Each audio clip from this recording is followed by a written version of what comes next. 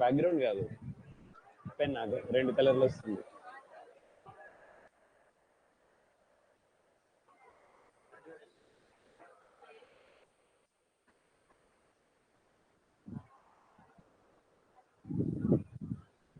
ఇది pen.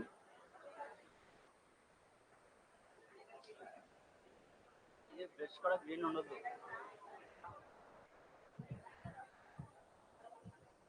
Lamp brush.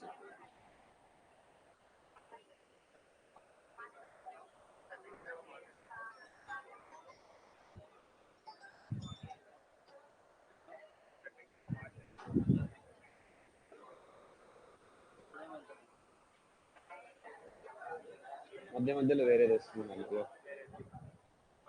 మధ్యలో వేరే వస్తుందండి. రాయండి ఏమన్నా.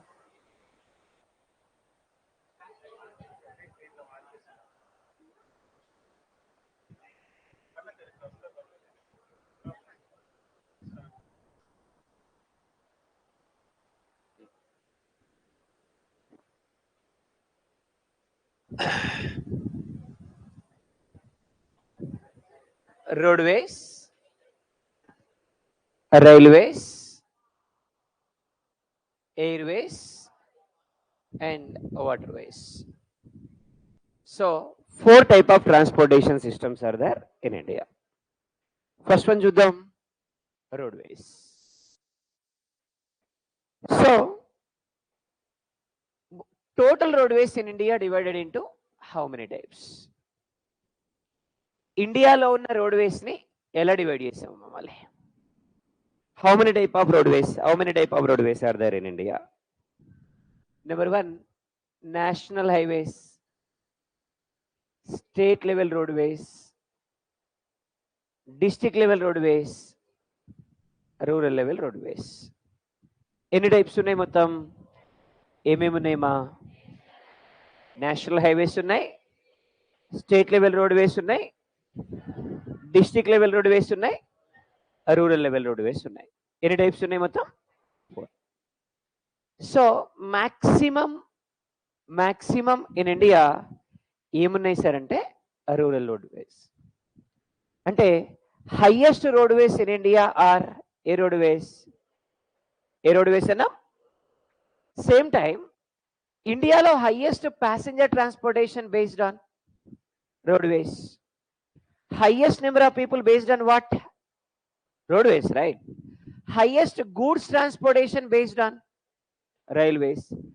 Highest international passenger transportation based on highest international goods transportation based on international goods transportation aithe waterways, international passenger transportation aithe airways.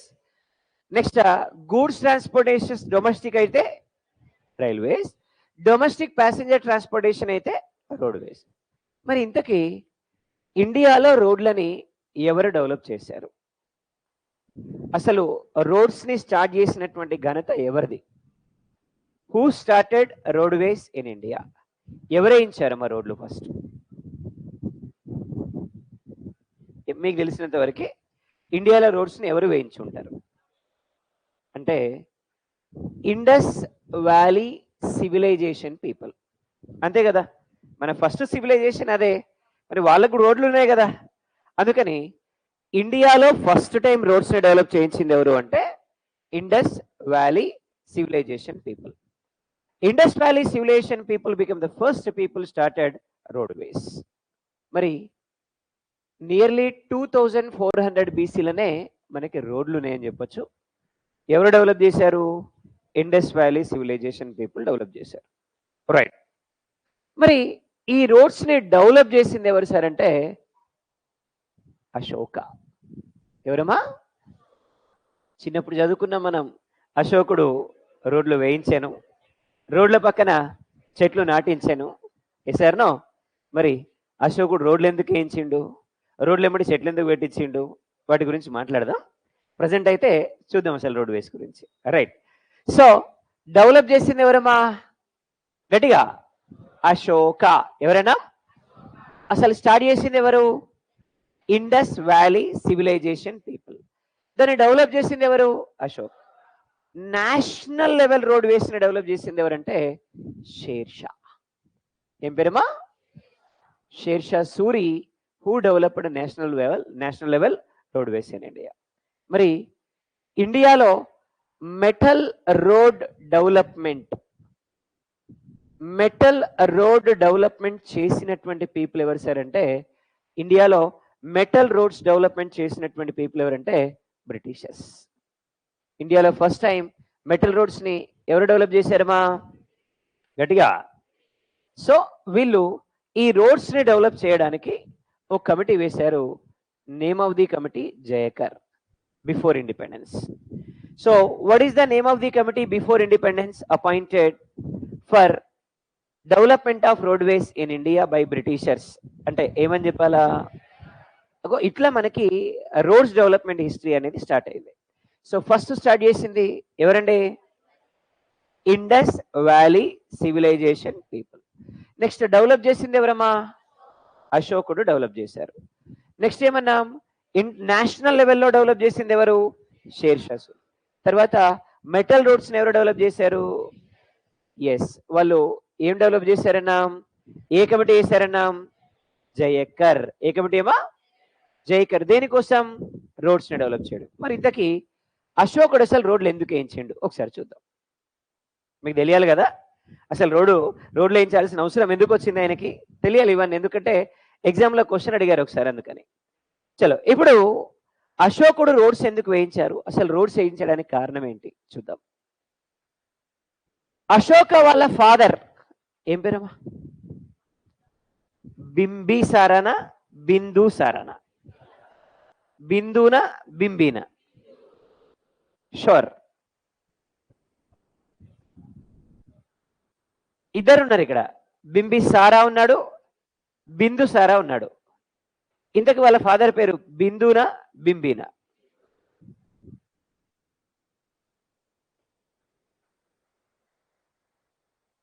Bimbisara, Bindusara? Sure. చూద్దాం. అసలు ఈయన గురించి మాట్లాడదాం ఫస్ట్. ఆయన గురించి మాట్లాడితే మీకు క్లారిటీ వస్తుంది. బిందుసారా, అశోక వాళ్ళ ఫాదర్ పేరు బిందుసారా. ఆ పేరుకి కూడా ఒక హిస్టరీ ఉంది. అంటే ఆ పేరు రావడానికి కూడా ఒక చరిత్ర ఉంది. ఆయన బర్తే ఆ హిస్టరీ అన్నట్టు. ఏమంటే బిందుసార వాళ్ళ ఫాదర్ పేరు చంద్రగుప్త మౌర్య. ఏం పేరమ్మా? ఎవరి ఫాదర్? బిందుసార వాళ్ళ ఫాదర్ పేరు చంద్రగుప్త మౌర్య. రైట్. చంద్రగుప్త మౌర్య వాళ్ళ కొడుకు పేరు బిందుసార. బిందుసార వాళ్ళ కొడుకు పేరు అశోక్. చాలా మంది ఉన్నారు, అందులో అశోకుడు ఒకడు. మన కాన్సెప్ట్, మన హీరో అశోకుడే కాబట్టి ఆయన గురించి మాట్లాడదాం. సో ఈ బిందుసారుడు వాళ్ళ అమ్మ, అంటే బిందుసారుడు వాళ్ళ అమ్మ ప్రెగ్నెంట్ గా ఉన్నప్పుడు, ఈయన కడుపులో ఉన్నప్పుడు ఒక సంఘటన జరిగింది. అందుకనే ఆయనకు ఆ పేరు వచ్చింది. ఏం జరిగిందంటే, సో యాక్చువల్గా అశోక వాళ్ళ గురువు పేరు, మన చంద్రగుప్త మౌర్య వాళ్ళ గురువు పేరు మీ అందరికీ తెలుసు, కౌటిల్య, చాణక్య. ఎసార్నో? అశోకుడు. అసలు చంద్రగుప్త మౌర్య అనే క్యారెక్టర్ ఉన్నది అంటేనే దానికి కారణం ఎవరు? కౌటిల్య. ఎసార్నో? ఇంతకుముందు చెప్పుకున్నాం ఆయన గురించి. రైట్. అయితే ఆ రోజుల్లో మన దేశంలో ఉన్న ప్రాబ్లం ఏంటంటే, ఎప్పుడు మనోళ్ళ మీద విష ప్రయోగం చేసి చంపేసేవాళ్ళు. అంటే అన్నంలో విషం కలిపి చంపేసేవాళ్ళు. మీ అందరికీ తెలుసు, గౌతమ బుద్ధుడు అన్నంలో విషం కలిపి తిని చనిపోయారు. వర్ధమాన మహావీరుడు అన్నంలో విషం కలిపి తిని చనిపోయారు. Is it right or not? So చాలా మంది గొప్పలంతా, చాలా మంది మేధావులంతా మన దేశంలో, చాలా మంది పెద్ద పెద్ద వాళ్ళంతా కూడా ఇట్లా అన్నంలో విషం కలిపి చంపేశారు. అంటే ఆ రోజుల్లో ఏంటి అంటే, రాజు తినడం కంటే ముందు అది వండినటువంటి వాళ్ళు తినాలన్నమాట. ఆ సాంప్రదాయం పెట్టారు. ఎందుకని? ఒకవేళ విషం కలిపి ఉంటే ఫస్ట్ వాళ్ళు చచ్చిపోతారు కదా, అందుకనే మాక్సిమం ఆ రోజుల్లో ఏం చేసేవాళ్ళు? అరిటాకులలో భోజనాలు పెట్టేవాళ్ళు. ఎందుకు సార్ అరిటాకులలో పెట్టేవాళ్ళు అంటే, అన్నంలో విషం కలిసింది అనుకోండి అమ్మా, అరిటాకు యొక్క కలర్ చేంజ్ అయ్యింది. ఇప్పటికి కూడా మీరు గోదావరి జిల్లాలోకి వెడితే అరిటాకులలోనే అన్నం పెడతారు. చాలా గొప్ప సాంప్రదాయం అది. Is it right or not? So చాలా గొప్ప సాంప్రదాయం అది. అరిటాకులలో భోజనం పెడతారు అనమాట. మనకి అర్థమైందమ్మా? అయితే ఈ ఈ చంద్రగుప్త మౌర్య ఎవరి చేతిలో అట్లా చచ్చిపోవద్దు అని చెప్పి కౌటిల్యుడు ఏం చేసేవాడు, అన్నంలో రోజు ఇంత విషం కలిపేవాడు. ఆయనే ఇంత పర్సెంటేజ్ వరకు తింటే మత్తు వస్తుంది, ఏం కాదు అనేంత ఉంటది కదా, అంత కలిపేవాడు. రోజంత కలిపేవాడు. ఒకానొక స్థాయిలో చంద్రగుప్త మౌర్య ఏ స్థాయికి వస్తాడంటే అన్నంలో 1 లీటర్ విషం కలిపినా ఏం కాదు, ఆ స్థాయికి వస్తాడు. అంటే అంత ఎడిక్ట్ చేస్తాడు ఆయన బాడీ మొత్తం పొల్యూట్ అయిపోయి ఉంటుంది, బాడీ మొత్తం విషం ఉంటుంది. చంద్రగుప్త మౌర్య గట్టిగా ఉన్న కొరికిండి అనుకోండి చచ్చిపోతాడు వాడు, అంత పొల్యూట్ అయిపోతుంది, అంత విషం ఉంటుంది బాడీలో. అయితే చంద్రగుప్త మౌర్య ఇట్లా విషం కలుపుతూ ఇదే జరుగుతున్నప్పుడు ఇప్పుడు బిందుసారుడి వాళ్ళ అమ్మ అంటే చంద్రగుప్త మౌర్య వాళ్ళ వైఫ్ ప్రెగ్నెంట్ కదా, ఇంకొక వారం రోజులైతే డెలివరీ అయ్యింది. ఒక వారం రోజులు టైం డెలివరీ అవ్వడానికి.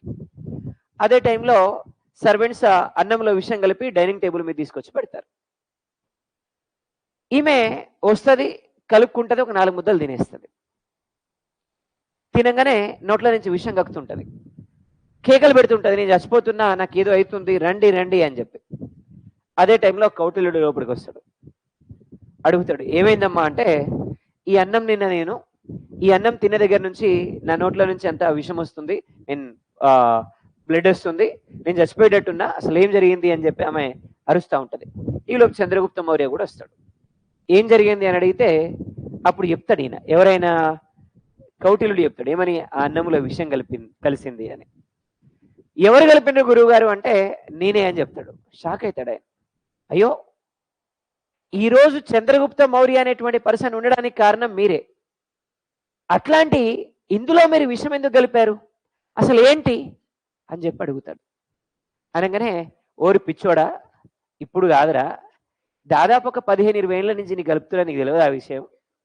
సో ఆమె వచ్చింది, సడన్ గా కలుపుకొని తిన్నది, ఇంకా ఆమె బతకదు, ఆమె చనిపోద్ది అని చెప్తాడు. మరి ఏం చేయాలి ఇప్పుడు? ఏం లేదు, గర్భం కోసి బిడ్డను తీసి ఆ బిడ్డను తీసుకెళ్ళి ఏదైనా మేక కడుపులో పెట్టాలి, ఏదైనా ఒక జంతువు కడుపులో పెట్టాలి. అంటే పిండం ఒక దగ్గర నుంచి తీసి ఇంకో దగ్గర పెట్టినప్పుడు దాదాపు ఒక 24 అవర్స్ ఉంటుందట. సో తీసి పెట్టాలి అని చెప్తాడు. ఇట్లా వారం రోజులు ఏం చేస్తారు, ఈ పిల్లోని తీసి మేకను కోసి మేక కడుపులో పెడతారు ఒక వారం రోజుల పాటు. ఆ తీసి ఇట్లా పెట్టేటప్పుడంతా ఆ బ్లడ్ ఆయన శరీరం మీద అంటుకొని మచ్చలు ఏర్పడతాయి అన్నమాట, బిందువులు ఏర్పడతాయి, మచ్చలు ఏర్పడతాయి. అందుకే ఆయన పేరేమైందంటే బిందుసార. అట్లా ఆయనకి ఏం పేరు వచ్చింది, బిందుసార అనేటువంటి పేరు వచ్చింది. అర్థమైందమ్మా? బిందుసార అనేది ఆయన ఆకారాన్ని బట్టి వచ్చిన పేరు కానీ ఆయన పుట్టుక ద్వారా వచ్చినటువంటి పేరు కాదు. అర్థమైందమ్మా? సో బిందుసార. ఇప్పుడు బిందుసారుడికి 100 మంది సంతానం, బరాబర్ 100 మంది సెంచరీ కొట్టిండు మనోడు అప్పట్లోనే, రైట్. సో ఆయనే కాదు, యావరేజ్గా ఆ రోజుల్లో పిల్లలు ఎక్కువ, భార్యలు ఎక్కువనే, పిల్లలు కూడా ఎక్కువనే.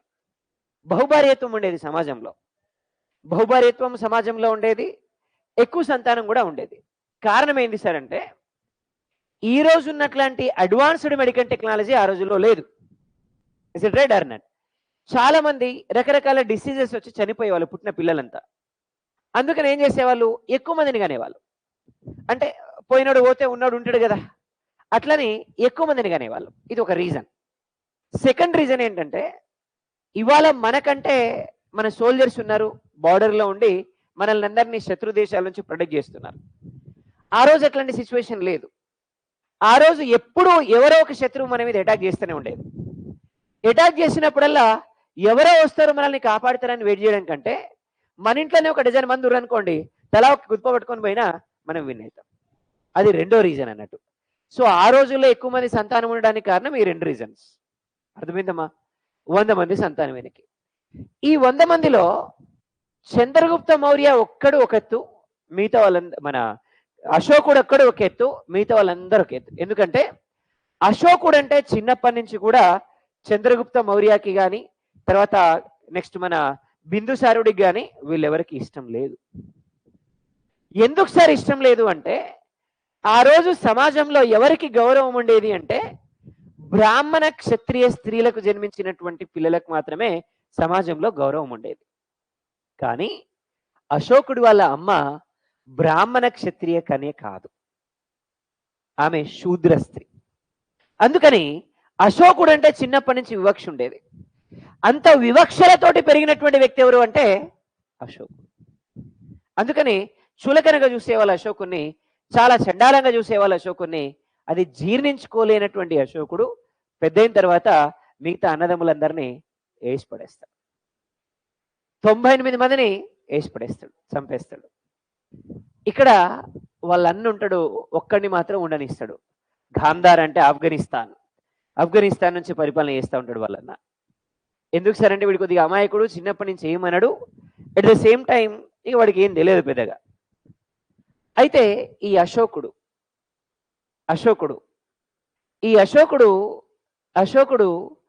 ఎప్పుడు వీళ్ళన్నకు ప్రాబ్లం వచ్చినా కూడా ఈయన పోయి కాపాడాలి. వాడికి ఏం తెలియదు పెద్దగా. అంటే చుట్టుపక్కల ఉండే రాబర్స్ ఎప్పుడు ఈ రాజ్యం మీద అటాక్ చేసి అన్ని దోచుకోబోతుంటారు అనమాట. పోయినప్పుడల్లా మళ్ళీ ఈయన పోవాలి, కాపాడాలి, ఇదంతా జరుగుతుంది. అర్థమైందమ్మా? సో అయితే ఒకసారి ఈ వీళ్ళన్న మీద అటాక్ చేయడానికి కొంతమంది రాబర్స్ వస్తారు. వచ్చినప్పుడు ఈయన అడుగుతాడు వాళ్ళ ఫాదర్ ఎక్కడి నుంచి పరిపాలన చేస్తుంటాడు. బిందుసారుడు ఎక్కడి నుంచి పరిపాలన చేస్తుంటాడు? పాటలీపుత్రం. ఎక్కడి నుంచమ్మా? ఎవరిది? Bindusara ruling from where? కానీ అశోకుడు ఎక్కడి నుంచి? ఉజ్జయిని. ఎక్కడి నుంచమ్మా? మధ్యప్రదేశ్. ఇప్పుడు మన మధ్యప్రదేశ్, అప్పుడు పాటలీపుత్రం అంటే బిహార్. పాట్నా అంటాం కదా ఈరోజు. ఓల్డెస్ట్ క్యాపిటల్ ఇన్ ఇండియా ఏంటి అంటే పాట్నా, పాటలీపుత్రం అంట మనం. సో ఇక్కడి నుంచేమో ఆయన, ఇక్కడి నుంచేమో అశోకుడు పరిపాలన చేస్తుంది. ఎందుకంటే చిన్నప్పుడే తరిమేస్తారు ఆయన్ని. తరిమేస్తే ఆయన వస్తూ ఇక్కడికి వచ్చి కొంత గ్రూప్ ని గ్యాదర్ చేసుకొని ఒక రాజ్యాన్ని ఏర్పాటు చేసుకొని ఇక్కడ సెటిల్ అయిపోతాడు. ఎవరైనా గట్టిగా ఒకసారి ఈయన మీద రాబర్స్ అటాక్ చేస్తే ఆయన బిందుసారుని అడిగితే బిందుసారుడు ఈయన హెల్ప్ కోరుతాడు. ఇప్పటి వరకు చాలా చేసినావు నువ్వు, సో ఈ ఒక్కసారి మీ అన్నని రక్షించు అని చెప్పి అడిగితే ఈయన రక్షిద్దామని బయలుదేరుతాడు. బయలుదేరి వెళ్తున్నటువంటి సమయంలోనే ఇక్కడికి వచ్చిన రాబర్స్ ఈయన చంపేస్తారు. చంపేసి ఆ రాజ్యాన్ని అశోకుడికి ఇచ్చి వాళ్ళు వెళ్ళిపోతారు. అసలు ఏం జరిగింది సార్ అంటే, ఇక్కడికి వచ్చిన ఈ రాబర్స్ ఉన్నారు కదా, అశోకుడి తరపు మేనమామలు, అంటే అశోకుడి తరపు చుట్టాలు, వాళ్ళ అమ్మ తరపు బంధువులు. అశోకుడు ఇతన్ని చంపడానికి వస్తున్నారు అనుకొని వాళ్ళే ఆ కార్యం ముందే నెరవేరుస్తారు, వాళ్ళే చంపేస్తారు. కానీ వాస్తవానికి పోయింది దేనికి? కానీ ఏం జరిగింది? చంపేసి. అర్థమైందమ్మా? అట్లా అశోకుడి అకౌంట్లో 99 మంది అన్నదమ్ములు చంపినటువంటి ఆ రికార్డ్ అయింది. అర్థమైందమ్మా? సో ఇప్పుడు మధ్యప్రదేశ్ ఇక్కడ ఉంది, ఉజ్జయిని క్యాపిటల్ తెలుసు మీ అందరికి. ఇప్పుడు ఉజ్జయిని, రైట్? సో ఈ పక్కనే కళింగ అనేటువంటి రాజ్యం ఉంటుంది. కళింగ అంటే ఇవాళ మన ఒడిశా. కళింగ అనేటువంటి రాజ్యం ఉంటుంది. కళింగకు ఉన్నటువంటి ప్రాబ్లం ఏంటంటే రాబర్స్ ఎక్కువ, బందిపోడు దొంగలు ఎక్కువ, ఇప్పటికి కూడా ఎక్కువనే. ఎప్పుడు వీళ్ళు ఏం చేస్తారు, ఉజ్జయిని అనేది చాలా రిచెస్ట్ రాజ్యం, ఉజ్జయిని మీద అటాక్ చేసి ఆ ధనాన్ని, ఆ బంగారాన్ని అంతా ఎత్తుకొచ్చుకుంటారు. పాపం చూస్తాడు అశోకుడు ఒకసారి వచ్చి మొత్తం క్లీన్ స్వీప్ చేసేస్తాడు. దాని చరిత్రలో కళింగ వార్ ఏమనాలమ్మా? యుద్ధం అయిపోద్ది. తిరిగి నర్మదా రివర్లో తిరిగి వెళ్తూ ఉంటారు. ఆ రోజు జర్నీ అంతా కూడా రివర్స్లోనే. ఈ రోజున్న రోడ్ వేస్ కానీ, ఈ రోజున్న వాటర్ వేస్ కానీ, ఈ రోజున్న రైల్వేస్ కానీ లేవు, వాటర్ వేస్లే. ఇక వెళ్తున్నప్పుడు కింద మంత్రులు ఉంటారుగా. మంత్రులు ఎందుకు ఉంటారు? భజన చేయడానికి. ఎంత మంచిగా భజన చేస్తే అంత మంచి పదవి వస్తుంది అన్నట్టు. అప్పటి నుంచి ఇప్పటి వరకు మంత్రులు దేనికి ఉంటారు సార్ అంటే భజనకే. మంత్రిని ఎంత పొగిడితే ముఖ్యమంత్రిని, లేదు అక్కడ ఉన్న రాజుని ఎంత పొగిడితే అంత మంచి పదవి వస్తుంది. భజనాకారులే వీళ్ళంతా. చెప్తుంటారు అశోకుడు గురించి, మా అశోకుడు అంత గొప్పోడు, ఇంత గొప్పోడు, అశోకుడు అది చేసిండు ఇది చేసిండు అని చెప్తుంటారు. ఇందులో ఉపగుప్త అనేటువంటి 14 years బుద్ధిస్ట్ మాంక్ ఉంటాడు, బౌద్ధ సన్యాసి. 14 ఏళ్ల వయసున్నటువంటి బౌద్ధ సన్యాసి ఉంటాడు. ఆయన చెప్తాడు, ఏందిరాబాయ్ మీ అశోకుడు గొప్ప, ఏం చేసిండు మీ అశోకుడు అంటే, వాళ్ళు అడుగుతారు ఏం తెలుసు మా అశోకుడు గురించి అంటే, ఆయన చెప్తాడు అశోకుడికి ఎంతమంది అన్నదమ్ములు? 99 మంది ఉన్నారా? ఏమైనరు? చంపేసి. రాజు అనేవాడు ఎప్పుడు కూడా గెలిచి రాజు అవ్వాలి, చంపి కాదు. కానీ మీ అశోకుడు చంపిండు, ఇది తప్పే. ఇప్పుడు మీరు ఎక్కడికి వెళ్ళొస్తున్నారు? కళింగ వారు చేసేస్తున్నారు. కళింగకి రాజు ఎవరు? ఎవరు లేడు. కళింగ రాజుకి రాజే లేనటువంటి యుద్ధం చేసి వచ్చి మీరు గొప్ప యుద్ధం అని మీకు మీరే భజన చేసుకుంటున్నారు.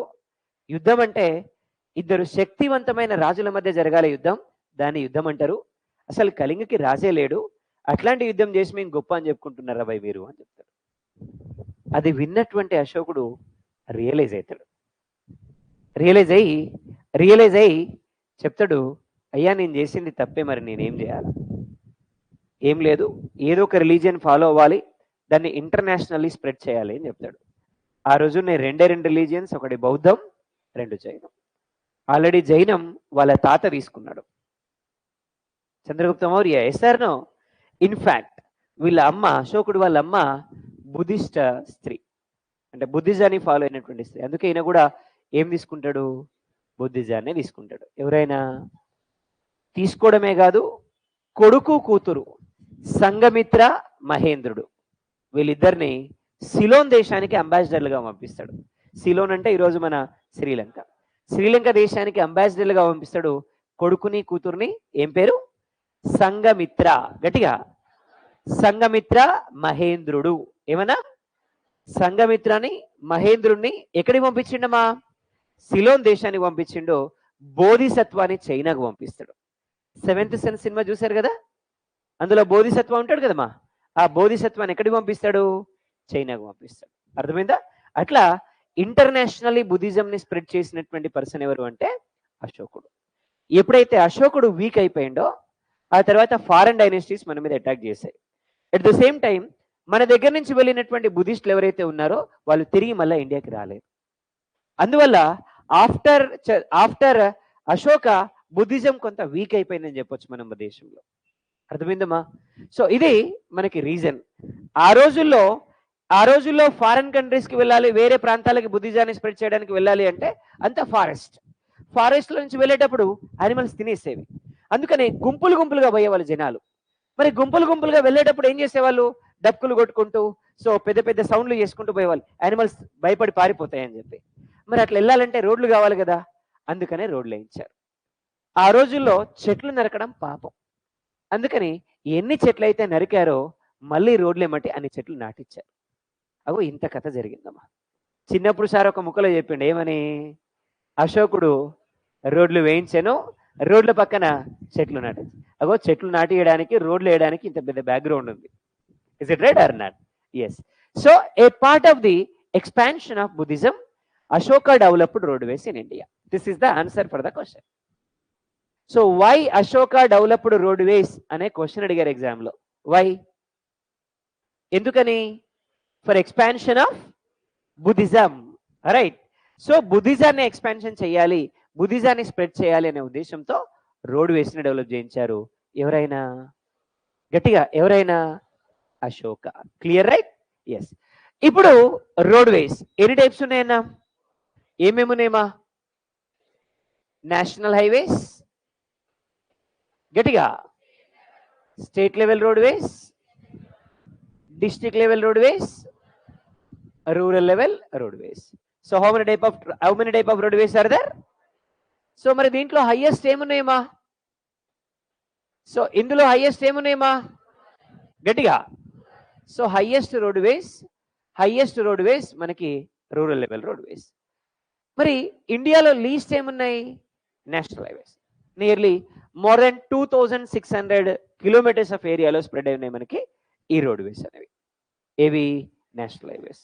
Clear, right? మరి ఇండియాలో ఆఫ్టర్ ఇండిపెండెన్స్ అన్ని రీజియన్స్ లో సేమ్ రోడ్వేస్ ఉన్నాయా? అంటే అన్ని రీజియన్స్ సేమ్ డెవలప్ అయినాయా?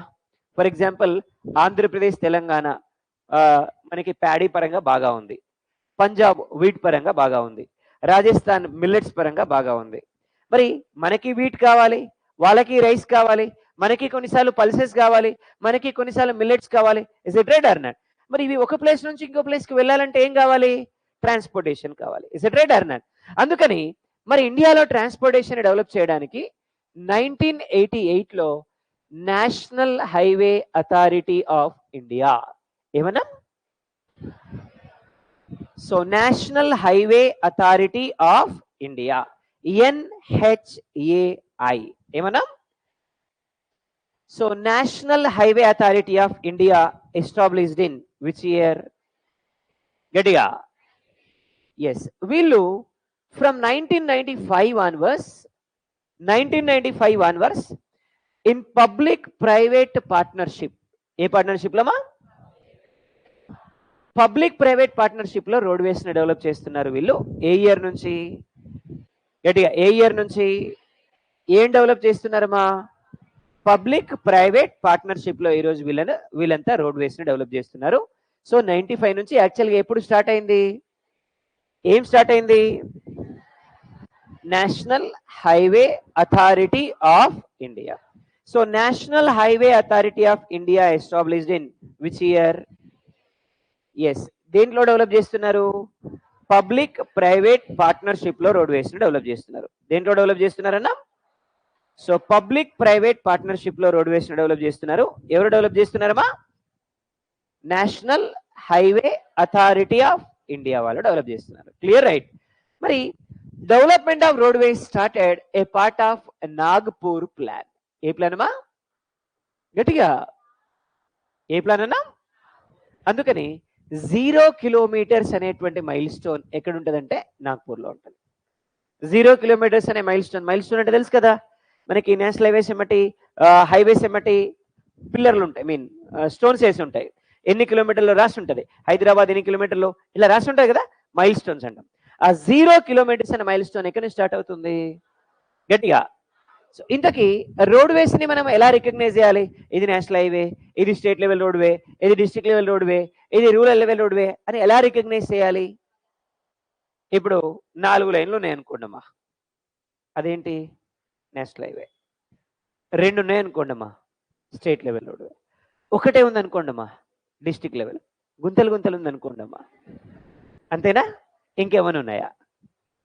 ఇంతేనా రికగ్నైజ్ చేసేది? ఇంకేమైనా సింబల్స్ ఉంటాయా? On the basis of colours of the mile stone. Mile stone కుండే కలర్ ని బేస్ చేసుకొని మనం చెప్పొచ్చు. సో ఏమున్నాయన్నా? National highways, state level roadways, district level roadways, rural level roadways. National highways కి ఏం కలర్ ఉంటుందమ్మా? yellow white. yellow white ఉంటే వాటిని ఏమనాలా? State level roadways. Green and white ఉంటే ఏమనాలి? So district level roadways. Black and white. So black and white ఉంటే ఏమనాలి? Rural level roadways. Red and white. Red colour ఉంటుంది, డేంజర్. మీరు ఎంటైర్గా డేంజర్ జోన్లకి మెల్లబోవాలి.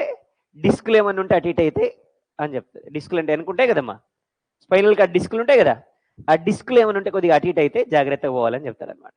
సో కాబట్టి ఇవి రోడ్వేస్. ఎన్ని టైప్ ఆఫ్ రోడ్వేస్? ఏమేమి ఉన్నాయమ్మా? National highways, state level roadways, district level roadways, rural level roadways. ఎన్ని టైప్స్ ఉన్నాయి మొత్తం? ఎస్. ఇప్పుడు చూద్దాం ఇక ఇండియాలో ఏమేమి రోడ్స్ ఉన్నాయి, ఎలా డెవలప్ చేశారు ఏంటి ఒకసారి చూద్దాం ఇక. సో ఇండియాలో ఫస్ట్ రోడ్లు వేయించింది ఎవరన్నా? గట్టిగా ఎవరమ్మా? అశోకుడేనా? Sure. Indus valley civilisation people. Modern roadways అయితే షేర్ షా. ఎవరండి? షేర్ షా ఒక రోడ్ వేసిండమ్మా. ఎక్కడి నుంచి? పెషావర్. ఎక్కడి నుంచమ్మా? గట్టిగా. పెషావర్ నుంచి వెస్ట్ బెంగాల్ వరకు. ఎక్కడి నుంచి ఎక్కడి వరకు? గట్టిగా. పెషావర్ నుంచి దీన్ని ఏమన్నాం సార్ అంటే గ్రాండ్ ట్రంక్ రోడ్. ఏమనాలమ్మా? సో గ్రాండ్ ట్రంక్ రోడ్ ని ఎవరు డెవలప్ చేశారమ్మా? గట్టిగా. షేర్ షా. ఎవరండి? ఎక్కడి నుంచి ఎక్కడి వరకు మా? పెషావర్ నుంచి what is the name of the road? Grand trunk road. ఏమన్నా? సో ఇండిపెండెన్స్ తర్వాత ఈ రోడ్ ఇక్కడికి కట్ అయిపోయింది. కట్ అయినటువంటి ఈ ప్లేస్ పేరు అమృత్సర్. ఏమన్నా? ఇప్పుడు రోడ్ ఎక్కడి నుంచి ఎక్కడి వరకు ఉందమ్మా? అమృత్సర్ నుంచి వెస్ట్ బెంగాల్ వరకు ఉన్న ఈ రోడ్ ని షేర్షా సూరి మార్గ్ అంటారు. ఏమనాలమా? షేర్షా సూరి మార్గ్. ఏమనాలమా? ఎక్కడి నుంచి ఎక్కడి వరకు ఉంది? అమృత్సర్ నుంచి ఈ రోడ్ ని మనం ఏమనాలా? సో యాక్చువల్ గా గ్రాండ్ ట్రంక్ రోడ్ ఎక్కడి నుంచి ఎక్కడి వరకు? పెషావర్ నుంచి. సో ఎన్హెచ్ఏ ఎస్టాబ్లిష్ అయిన తర్వాత, after formation of NHA, national highway authority of India, ఈ రోడ్ ని ఢిల్లీకి కనెక్ట్ చేశారు. ఎక్కడికి? గట్టిగా. సో ఇప్పుడు అమృత్సర్ నుంచి ఢిల్లీ నుంచి, సో Amritsar to Delhi NH1, Delhi to West Bengal Kolkata NH2. సో NH1 ఎక్కడి నుంచి ఎక్కడి వరకు? NH1. Yes, very good. NH2 Delhi to 1, 2, ఇప్పుడు 3 వేయాలమ్మా. ఆల్రెడీ క్యాపిటల్లో రోడ్ ఉంది. ఈ రోడ్ ని ఫినాన్షియల్ క్యాపిటల్ కి కనెక్ట్ చేయాలి. What is our financial capital? గట్టిగా. సో ఢిల్లీలో రోడ్డు ఉంది కాబట్టి దగ్గరలో ఆగ్రా నుంచి వేసాం. ఆగ్రా నుంచి ముంబై వరకు ఇంకో రోడ్ వేసాం. This is called NH3. So NH1 గట్టిగా, NH2, NH3, ఇప్పుడు 4 వేయాలమ్మా. ఆల్రెడీ ఫినాన్షియల్ క్యాపిటల్లో రోడ్డు ఉంది. దీన్ని సౌత్ ఇండియన్ క్యాపిటల్ కి కలపాలి. What is south Indian capital? గట్టిగా. సౌత్ ఇండియన్ క్యాపిటల్ ఏమన్నా? చెన్నై. ఏమన్నా? సో ముంబైలో ఉంది కాబట్టి దగ్గరలో థానే. ఎక్కడి నుంచమ్మా? థానే నుంచి చెన్నై వరకు రోడ్ వేసాం. This is called NH4. 1, 2, 3, 4, ఇప్పుడు 5 వేయాలి. ఆల్రెడీ సౌత్ ఇండియన్ క్యాపిటల్లో రోడ్డు ఉందమ్మా. దీన్ని ఈస్ట్ ఇండియన్ క్యాపిటల్కి కలపాలి. What is east Indian capital? Kolkata, right? So already చెన్నైలో రోడ్డు ఉంది కాబట్టి దగ్గర వరకు వేసాం. బహిర్గిరా. ఏమన్నా? This is called NH5. 1, 2, 3, 4, 5, 6 ఇప్పుడు వేయాలి. ఆల్రెడీ రోడ్ ఎక్కడ ఉందమ్మా? ఈస్ట్ ఇండియన్ క్యాపిటల్ కి దగ్గరలో ఉంది. దీన్ని ఫినాన్షియల్ క్యాపిటల్ కలపాలి. What is our financial capital? గట్టిగా. సో బహిర్గిరా నుంచి ధూలే వరకు రోడ్ వేసాం. బహిర్గిరా టు గట్టిగా. So this is called NH6. 1, 2, 3, 4, 5, 6 Baharagora to ఇప్పుడు 7 వేయాలమ్మా. నార్త్ ఇండియాని సౌత్ ఇండియాని కలిపే రోడ్ ఒకటైనా ఉందా? నార్త్ ఇండియాని సౌత్ ఇండియాని కనెక్ట్ చేసే రోడ్ ఒకటైనా ఉందా? కనెక్ట్ చేయాలి. ఇప్పుడు వారణాసి గట్టిగా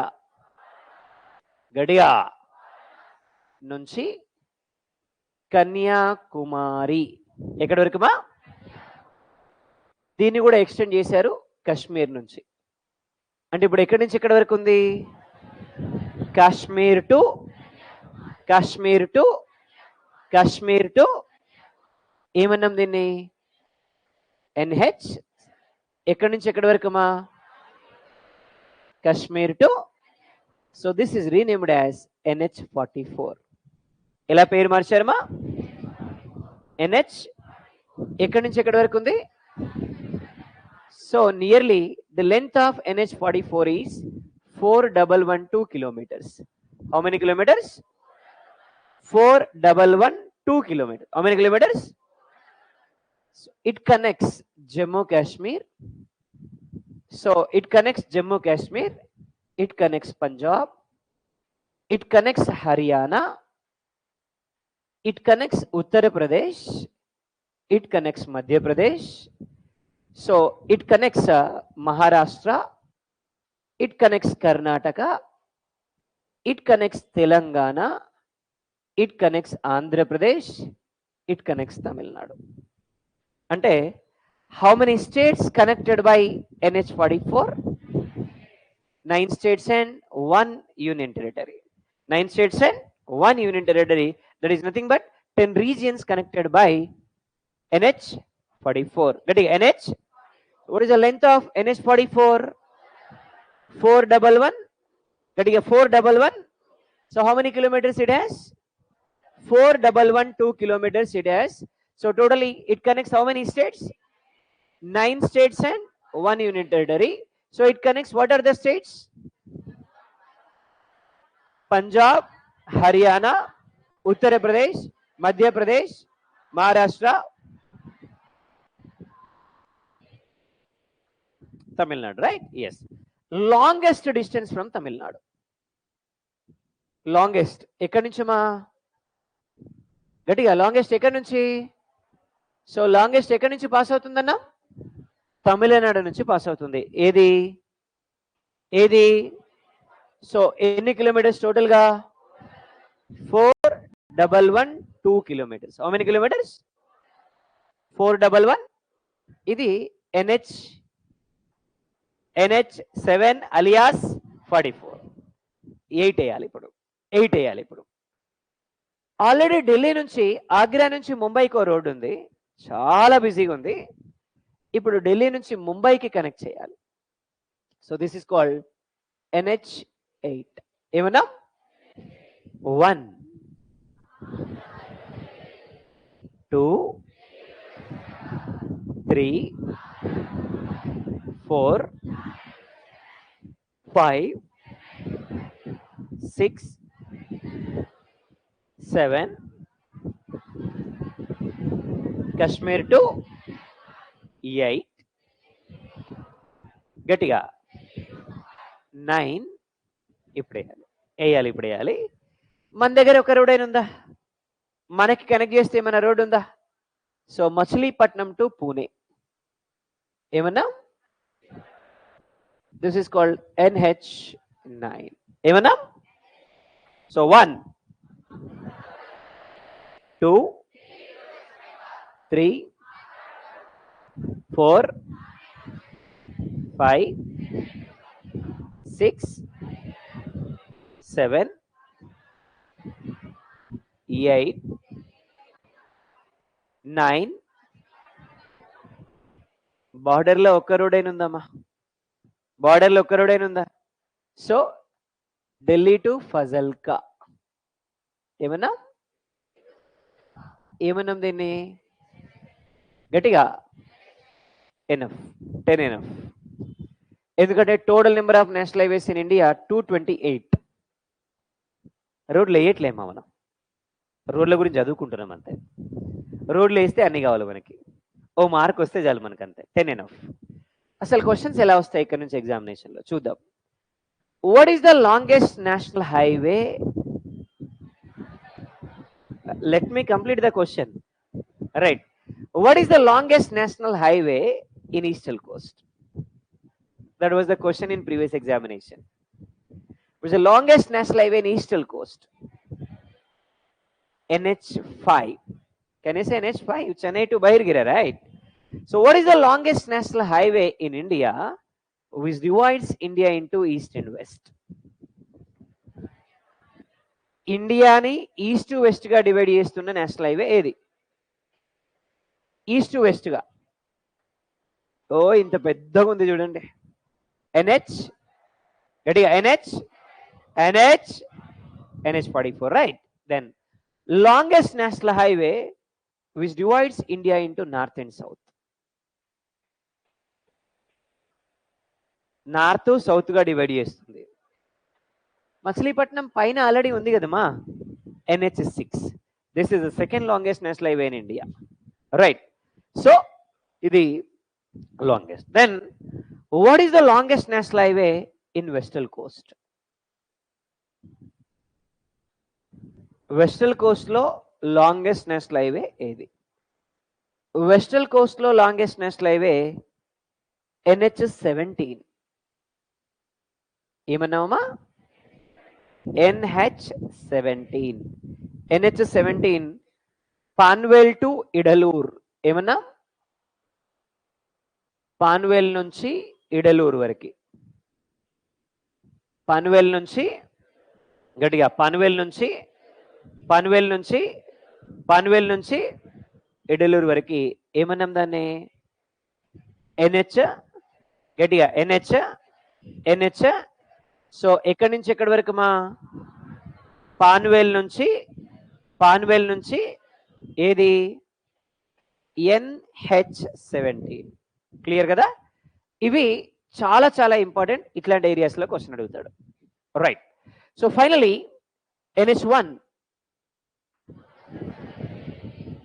2, 3, 4, 5, 6, 7, 8 Delhi to Mumbai, 9 Machilipatnam to 10 Delhi to Fazilka, Delhi to చలో 1, 2, 3, 4, 5, 6, 7, 8 ఢిల్లీ టు 9, 10. ఎస్. ఇంతకీ longest national highway in eastern coast? NH5. Very good. Longest national highway in western coast? 17. NH Panvel to Idalur ఉంటుందమ్మా, ఇది NH17, right?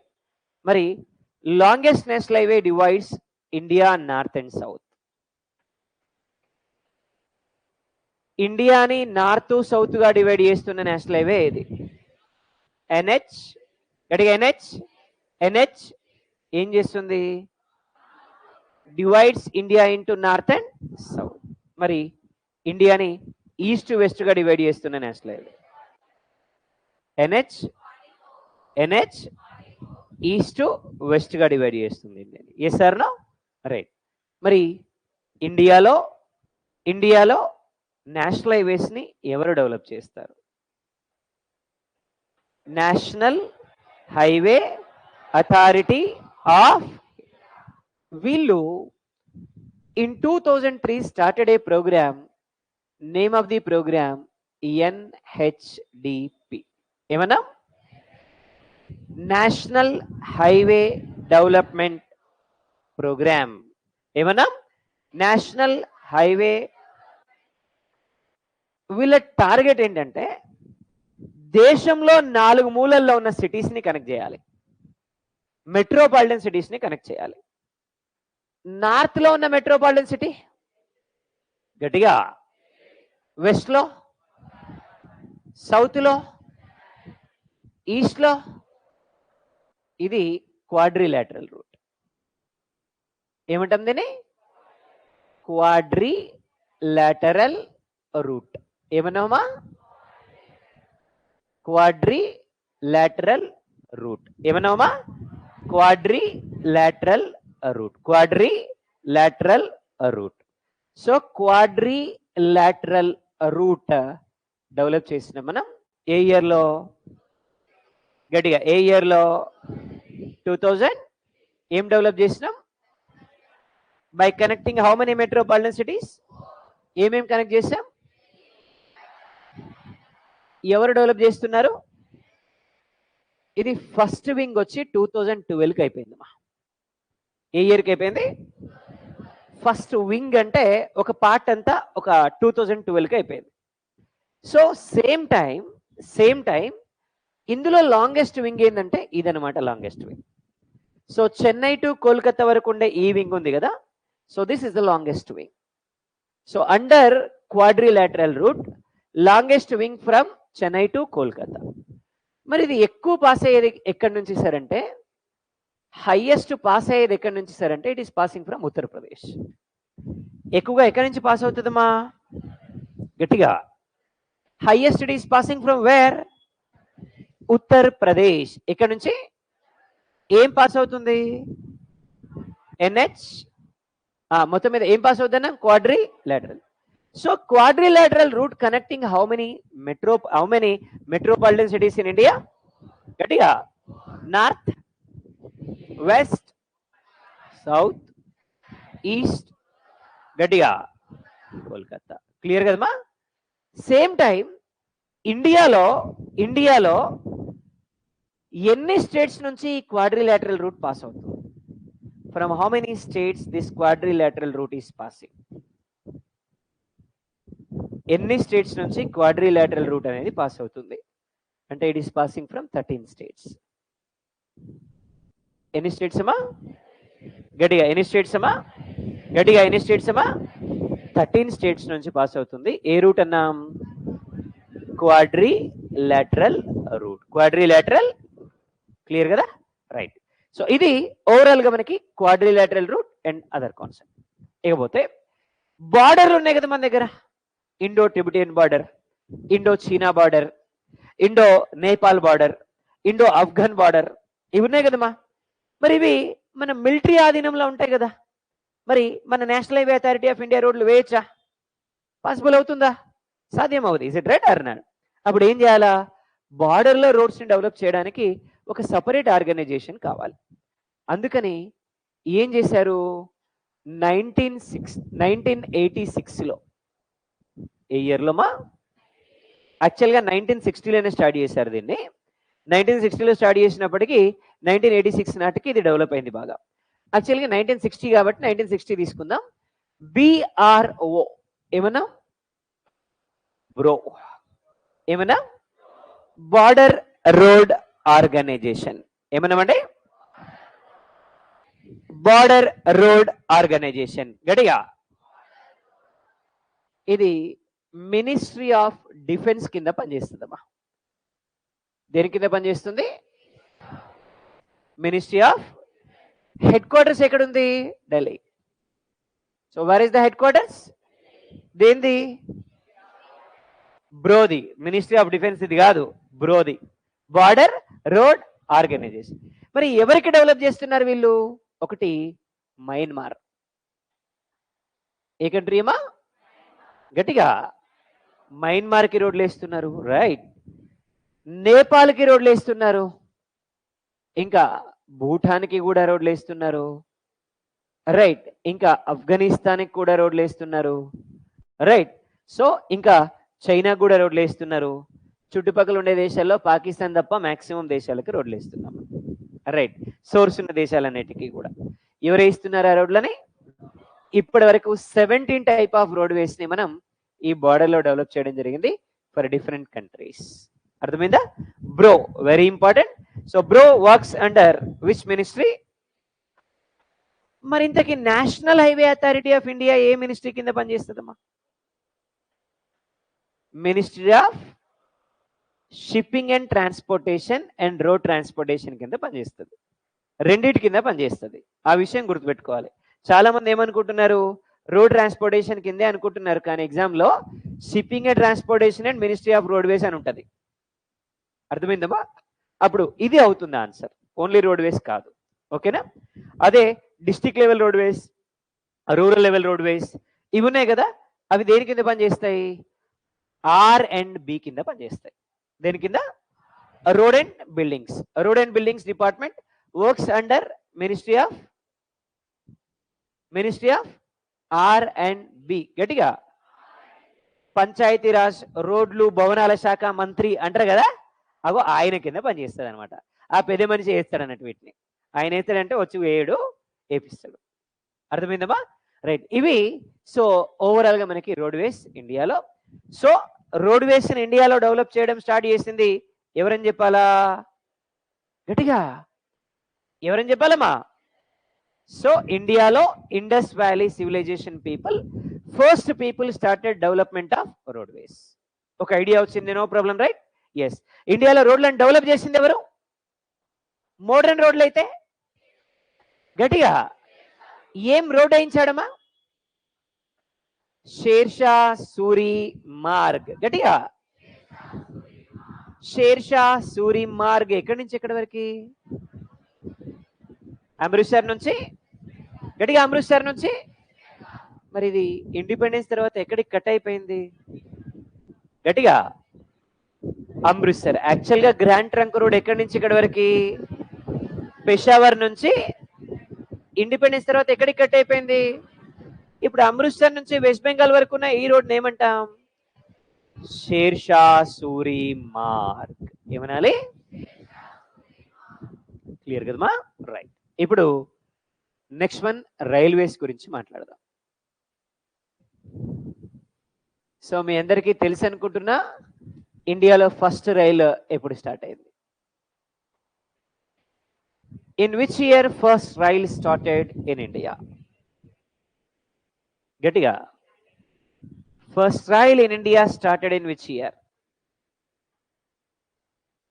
In which year first rail started? ఏ year లో first rail start అయింది? ఏ year లో దేశంలో మొట్టమొదటి రైలు స్టార్ట్ అయింది? 1851 డిసెంబర్ 22. 1851 డిసెంబర్ 22 స్టార్ట్ అయిందమ్మా first rail. But it was goods rail. ఏం రైల్ ఇది?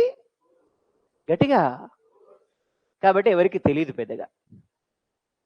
First rail in India started in 1853 April 16. ఎప్పుడు స్టార్ట్ అయింది? 1853. గట్టిగా 1853. ఇది first passenger rail in India, Mumbai to Thane, 34 kilometers, started by Dalhousie.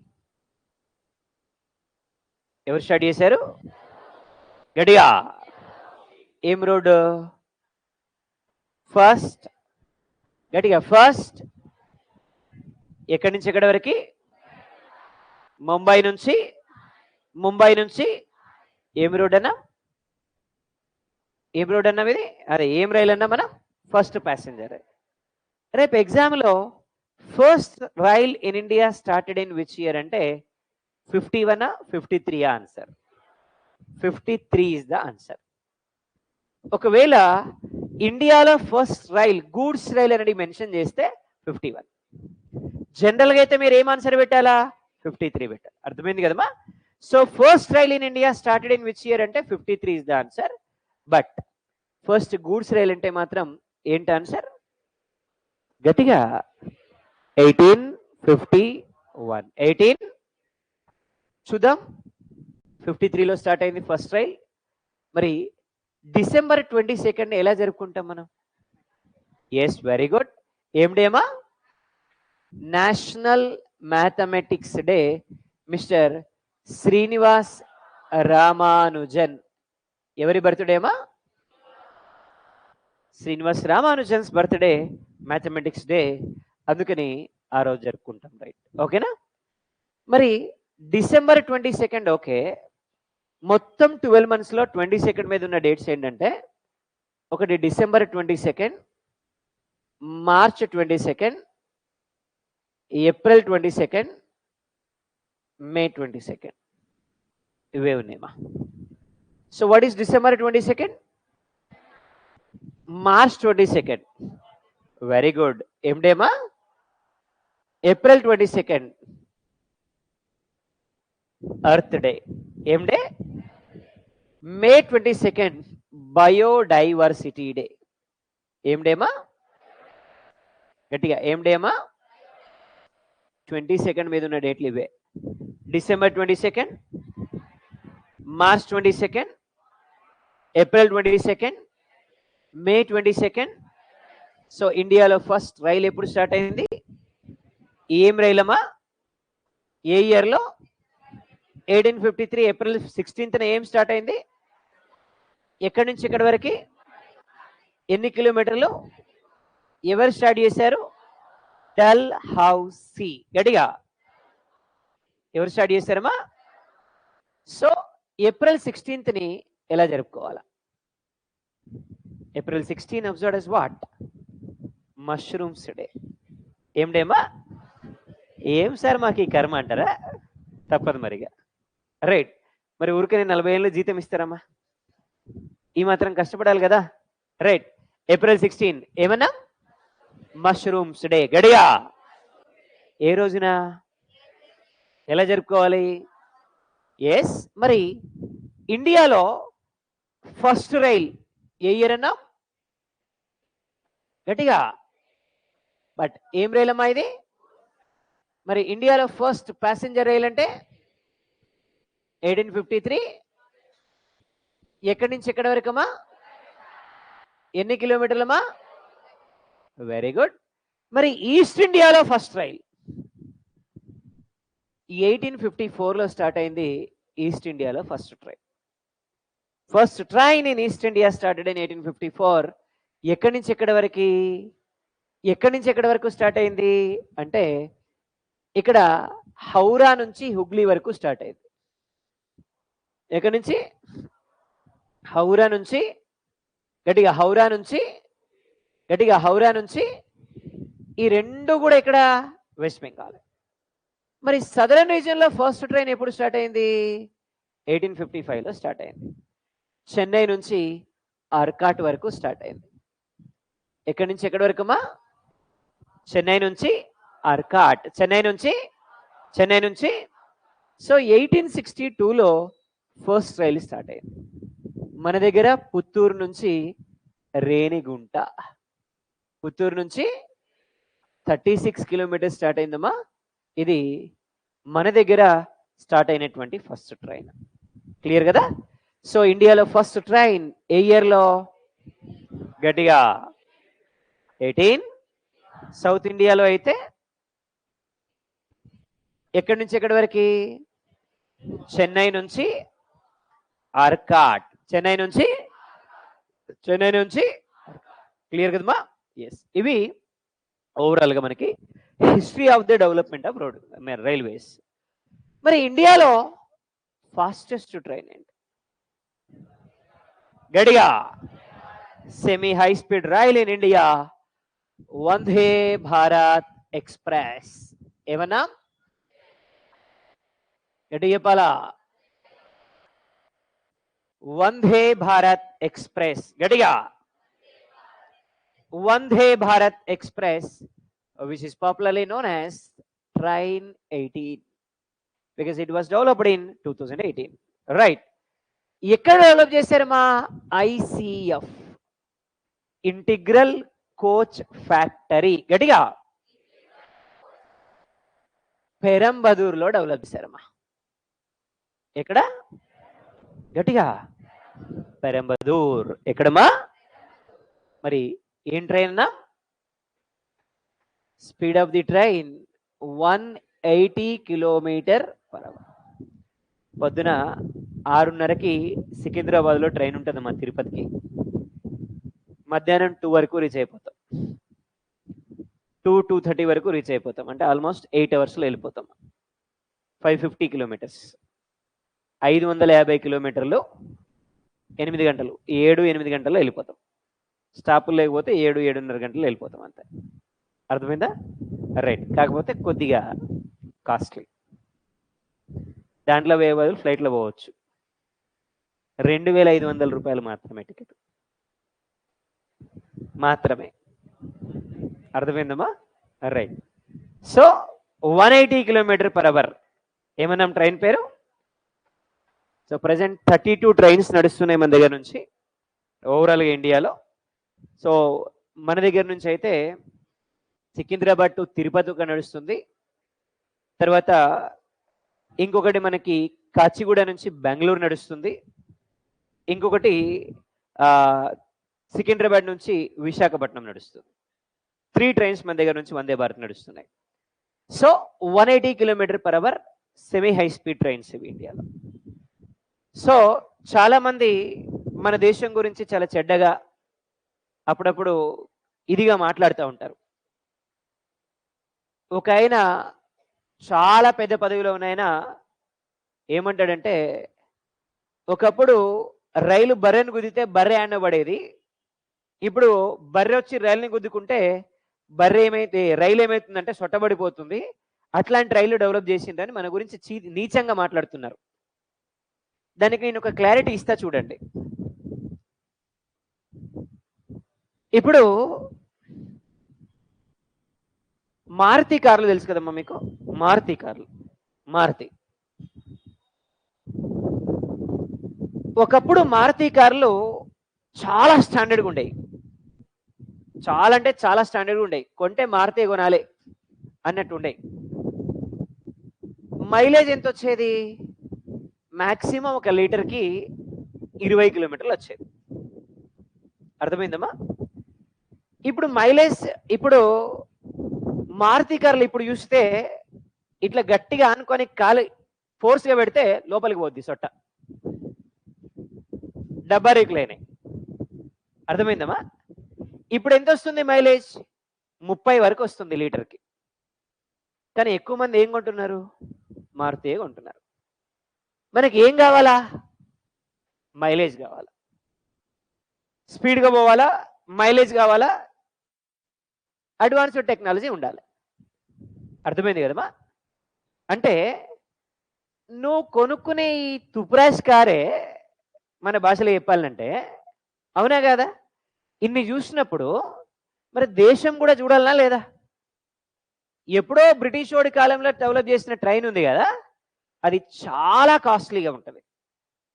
అర్థమైందా? ఒక బోగి తయారు చేయడానికి ₹1 కోటి ఖర్చు అయిద్దమ్మా. ఇప్పుడు తయారు చేస్తున్న ఎల్హెచ్బి కోచ్లు అయితే ఒక బోగి తయారు చేయడానికి ₹2 కోట్ల ఖర్చు అయింది. మనం రష్యాని అడిగాం, ఏమని? మాకు సెమీ హై స్పీడ్ ట్రైన్స్ తయారు చేసి ఇవ్వండి అని చెప్పి అడిగాం రష్యాని. రష్యా వాడు ఏమన్నాడు అంటే, మీ రైళ్ల స్టాండర్డ్లో తయారు చేయాలంటే ఒక రైలు తయారు చేయడానికి ₹1,400 కోట్ల ఖర్చు అయిందని చెప్పిండు. ₹1,400 కోట్ల ఖర్చు అయింది ఒక ట్రైన్ డెవలప్ చేయడానికి అని చెప్పిండు. అర్థమైందమ్మా? మనం నరేంద్ర మోడీ ఈ టీం అంతా సరే ఇంత ఖర్చు పెడితే మనం కొనలేము, కొనాలన్నా కూడా సాధ్యం కాదు, ఏం చేయాలి ఏంటి అని ఆలోచించినప్పుడు మన రిటైర్డ్ చైర్మన్ ఉన్నారు రైల్వేకి, ఆయన నేను డెవలప్ చేస్తా సార్ అని చెప్పిండు. సో ఆయనకి ఇచ్చాం. ఆయన nearly 140 to 150 crores Vande Bharat express develop చేసేసి, ఎక్కడ 1,400 కోట్లు, ఎక్కడ 140-150 కోట్లు. ఎక్స్పెండిచర్ తగ్గిందా లేదా? తగ్గిందా లేదా?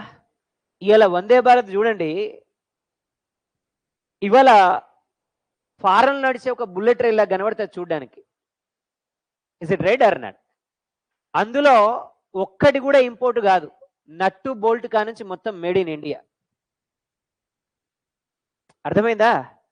ఇప్పుడు మనం గనక ఇప్పుడు బర్రె దాకితే సొట్టబడుతుంది అంటే 144 కోట్లతోటి వాడినటువంటి మెటల్ అంతే స్థాయిలో ఉంటది కదా. Is it right or not? అవునండి, బర్రె దాకితే సొట్టబడుతుంది, కరెక్టే. ఇప్పుడు అది తీసేసి కొత్తది వేయడానికి మనకి ఖచ్చితంగా ఏం చెప్పాలా? 50,000 లక్ష రూపాయలు కూడా ఖర్చు కావు. Is it right or not? అదే వాడి టెక్నాలజీ వాడినప్పుడు ఇటు బర్రె బాయే, తాకితే మనిషి బాయే, ఇటు రైలు కూడా ఏదో ఒకటి అయ్యాయి. Is it right or not? అంటే ఈరోజు మనం ఏం చేస్తున్నాం? తక్కువ ఎక్స్పెండిచర్ తోటి మోస్ట్ అడ్వాన్స్డ్ మోడర్న్ టెక్నాలజీ ఉపయోగించి రైళ్లను డెవలప్ చేస్తున్నాం. ఇప్పుడు వందే భారత్ని అవమానించినామో అంటే మనల్ని మనం అవమానించుకున్నట్టే. Is it right or not? ఎందుకంటే అందులో వాడే ఒక నట్టు బోల్ట్ స్క్రూ కూడా మనం ఇంపోర్ట్ చేసుకోలే, purely made in India. Is it right or not? మాట్లాడతలేదమ్మా ఎవరు? ఎవడన్నా పనికి మాలినోడు ఈ విషయాల గురించి మాట్లాడితే చెప్పురు ఈ విషయం. మీరు చాలా మంది మన దేశం గురించి గొప్పగా మాట్లాడరా అంటే ముందుకు రాడు, అవమానించడం మాత్రం ముందలు ఉంటాడు మైక్ పట్టుకొని. Is it right or not? ఇప్పుడు మన దేశాన్ని మనం అవమానించుకున్నామంటే మన అమ్మని మనం అవమానించినట్టే, మన కుటుంబాన్ని మనం అవమానించినట్టే. Is it right or not? సరే, అది మంచా చెడే తర్వాత ముచ్చట. Is it true or not? అవునా కాదమ్మా? అగో అది ఎప్పుడైనా ఎవడైనా చెప్తే పరిగమలోడు వానికి ఎప్పుడు ఈ సమాధానం అర్థమైందా? ఒరే సన్నాసి, ఇందులో వాడినటువంటి ప్రతి నట్టు బోల్ట్ కూడా మన దేశం దిరవై 1400 కోట్ల రూపాయల ఖర్చు అయ్యే రైల్ని మనం 140-150 కోట్లతో డెవలప్ చేసి ఇవాళ పట్టాల మీద 180 కిలోమీటర్ల స్పీడ్ తోటి తీసుకుపోతున్నాం. ఎప్పుడైనా నీ ముఖానికి తిరుపతికి 6 గంటలలో 7 గంటలలో పోయినావురా, ఇది ఎక్కి చూడు, పంపిస్తాం ఇవాళ మేమని చెప్తున్నాం. Is it right or not? Yes or no? అది సో కాబట్టి 180 km/h స్పీడ్తో పోద్ది, completely made in India. Integral coach factory ఎక్కడ డెవలప్ అయింది? పెరంబదూర్. గడిగా తమిళనాడులో డెవలప్ చేసినామా ఈ రైల్ని, 180 km/h పోయేటువంటి రైల్ని. క్లియరా? సో ఇది ఏం ఎక్స్ప్రెస్? వందే భారత్ ఎక్స్ప్రెస్. ఏమన్నా? మరి ఫస్ట్ రైల్ ఎక్కడి నుంచి ఎక్కడి వరకు నడిచింది అంటే ఢిల్లీ నుంచి వారణాసి. ఎక్కడి నుంచి ఎక్కడి వరకుమా? ఢిల్లీ నుంచి వారణాసి. 180 km/h. ఏం రైలు? ఏం రైలు? ఇవాళ చాలా మంది అంటున్నారు వందే భారత్ ఎక్స్ప్రెస్ కాస్ట్లీ పీపుల్ కోసమే, లగ్జరీస్ కోసమే అని చెప్పి. ఓకే, స్టార్ట్ చేసిందే ఇంత ఖర్చు పెట్టి మన దేశంలో మనం అప్పు చేయకుండా తయారు చేసుకుంటున్నామంటే దాన్ని ఎక్కేటోడు మాత్రమే ఎక్కాలి. Is it right or not? రేపు దీని నుంచి ఆదాయం వచ్చిన తర్వాత మళ్ళీ మనం కామన్ పీపుల్ కోసం కూడా తయారు చేస్తాం. ఇప్పుడు అప్పు చేసి కుప్ప చేసి రైళ్ళನ್ನು ఒకటేసారి తయారు చేసి అందరికి ఇచ్చే కంటే వీటి మీద వచ్చేటువంటి ఆదాయంతో మనం పేదోళ్ళకు కూడా రైళ్లు తయారు చేస్తే బెస్టా కాదా? అంటే నేనేమంటున్నంటే విజన్ అనేది లాంగ్లో ఉన్నప్పుడు ఇట్లాంటివి జరుగుతాయి. వచ్చినాం ఇక 5 ఏళ్ళు ఉంటాం, 5 ఏళ్లలో దేశంలో ఇంత అప్పు చేసి ఇగో ఇన్ని చేసినామని చూపించుకోవడం కంటే ఒక లాంగ్ విజన్ తోటి తీసుకుని వెళ్ళడం మంచిదా కాదా? Is it right or not? ఇప్పుడు మనకి నమో రైల్ అని స్టార్ట్ చేసిర్రు, తెలుసా? విన్నారా మీరు? నమో ట్రైన్స్ ఫర్ పూర్ పీపుల్. అర్థమైందమ్మా? ఇంటర్ సిటీని కనెక్ట్ చేసేటువంటి రైలు. ఈ నుంచి విజయవాడ పోవాలి. మనకి విజయవాడ పోవాలంటే 200 రూపాయల ఛార్జ్, 200 రూపీస్ లోపలనే ఛార్జ్. సో గట్టిగా ఈ నుంచి కొడితే మామూలుగా అయితే 5 గంటలో 6 గంటలో పడుతుంది కదా. ఇప్పుడు ఎంత పడుతుంది? 3-3.5 గంటల్లో విజయవాడ వెళ్ళిపోవచ్చు. అట్లాంటి రైళ్లు మిగతా రీజన్స్ అన్నిటికీ తీసుకొస్తారు. అర్థమైందమ్మా? ఇన్ని బోగిలు ఉండవు దాంట్లో, మళ్ళీ ఎక్కువ ఫ్రీక్వెన్సీ ఉంటాయి రైళ్లు. ఇప్పుడు మెట్రో రైలు ఎట్లున్నాయి అట్లా ఇస్తారనమాట. అర్థమైందా? సో కాబట్టి ఏం రైలు అన్నా? వందే భారత్. గట్టిగా వందే భారత్ ఎక్స్ప్రెస్ ఎవరు డెవలప్ చేశారన్నా? ఇంటిగ్రల్ కోచ్ ఫ్యాక్టరీ పెరంబదూర్ వాళ్ళు డెవలప్ చేసినటువంటి రైలు మనకి ఈ రైలు. క్లియర్ కదా? Right. So second fastest train in India Gatiman express. ఏమన్నా? గతిమాన్ ఎక్స్ప్రెస్ కాదమ్మా, గతిమాన్ ఎక్స్ప్రెస్. ఏం ఎక్స్ప్రెస్ అన్నా? గతిమాన్. ఏం ఎక్స్ప్రెస్ అన్నా? గతిమాన్ ఎక్స్ప్రెస్. గతిమాన్ ఎక్స్ప్రెస్ మనకి 160 km/h వేగంతో పోద్ది ఈ రైలు. ఇక్కడికే మనం గొప్పగా చెప్పుకుంటున్నాం అక్కడ 150, 160, 170, 180 కిలోమీటర్లు పోయే రైలు ఉందని. చైనా వాడు సింపుల్ గా బుల్లెట్ రైల్ అని ఒక రైలు స్టార్ట్ చేసిందమ్మా. What is the name of the rail? Bullet. ఏం రైల్ అన్నా? Speed of this train 300 km/h. 300 km/h అంతే. తిరుపతి గంటే టికెట్ కొనుక్కొని ప్లాట్ఫామ్ మీద పేపర్ కొనుక్కొని లోపలికి వెళ్ళి సీట్లో కూర్చొని గట్టిగా ఫస్ట్ పేపర్ ఓపెన్ చేసి వసుంధర కాడికి వచ్చేసరికి తిరుపతికి వచ్చే. అర్థమైందమ్మా? వసుంధర అంటే మళ్ళీ ఎవరు అనుకున్నారమ్మా? ఈనాడు పేపర్లో వసుంధర ఉంటుందిగా, ఆడదాకా పోయేసరికే తిరుపతి వచ్చే. అర్థమైందా? అంత స్పీడ్ తోడు పోద్ది రైలు. ఏం రైలు? బీజింగ్ నుంచి జాంగ్జూ వరకు నడుస్తుంది ఈ రైలు. ఇక ఈడే గొప్పోడా మనం కాదనుకున్నాడు చైనా, జపానోడు. 604 km/h పోయే రైలు స్టార్ట్ చేసిండమ్మా, బుల్లెట్ ట్రైన్. ఏం రైలు అన్నా? ఎంత స్పీడు? ఇక అర్ధగంట, పావు గంట, ముప్పావు గంట అంతే. టికెట్ కొనుక్కొని లోపలికి వెళ్ళి గట్టిగా సీట్ ఏడుందని వెతుక్కునే లోపు తిరుపతి వచ్చి అంతే. ఇక అంత స్పీడ్ పోద్ది ఈ rail. Is it right or not? అది. So 604 km/h. ఇట్లా గట్టిగా కళ్ళు మూసి కళ్ళు వేసేసరికి కర్నూలు ఉంటాం మనం, అంతే కదా. మళ్ళీ ఒకసారి కళ్ళు తెలిసి కళ్ళు మూసేసరికి తిరుపతిలో ఉంటాం అంతే. ఇక రైట్, అంత స్పీడ్ పోద్ది ఈ రైలు. ఏం రైలు అన్నా? వీడికి ఈ స్పీడ్ సరిపోవట్లేదంటమ్మా. Recently Japan trying to increase the speed of train by 800 km/h.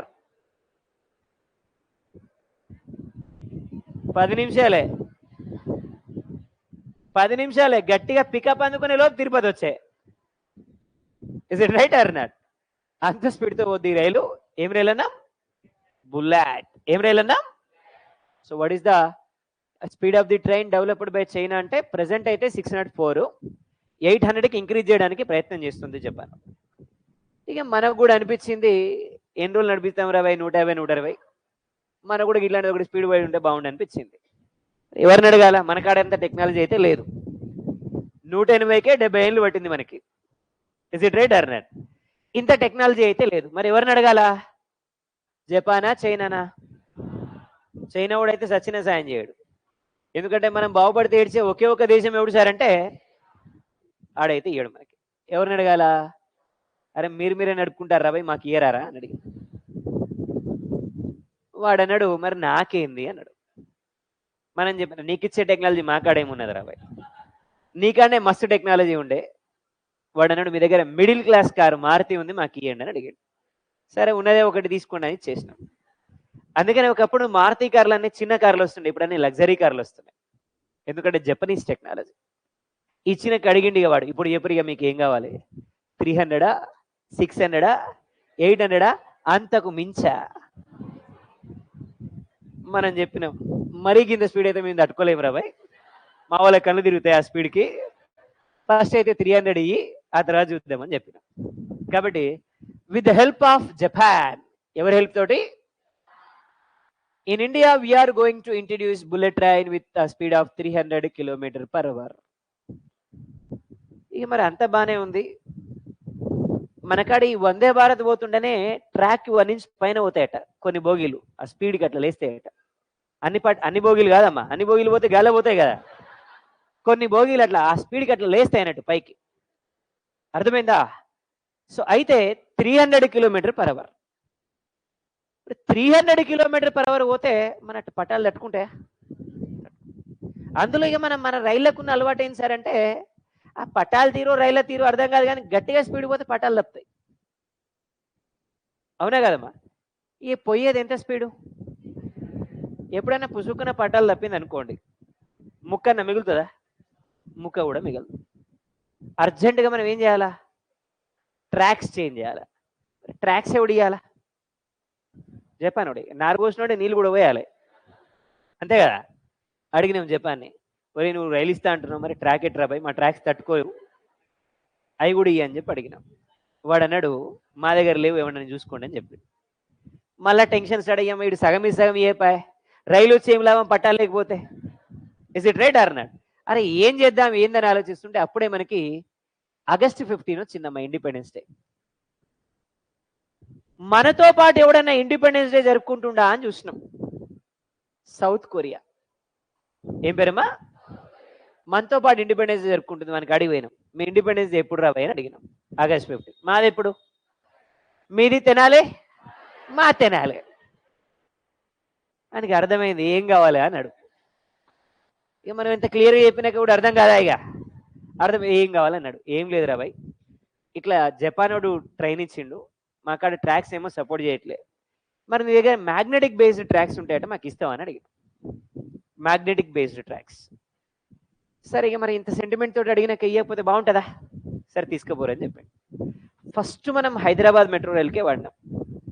Hyderabad metro రైల్కి వాడిన ట్రాక్స్ మ్యాగ్నెటిక్ బేస్డ్ ట్రాక్స్. మీరు మెట్రో ఎక్కిరు కదమ్మా. సో అక్కడ ఒక లైన్ ఉంటుంది కదా, లైన్ దాటి రావద్దని చెప్తారు, విజిలేస్తూ ఉంటాడు ఆయన. ఓకే, ఎందుకు అనుకున్నారు? ఎప్పుడు తిట్టుకుంటారు ఆయన్ని, ఏమమ్మా ఈయనకేమైందిరా నిన్ను పోతే అని. Is it right or not? So actual reason ఏంటంటే, మీరు అబ్జర్వ్ చేయండి ట్రాక్స్ని.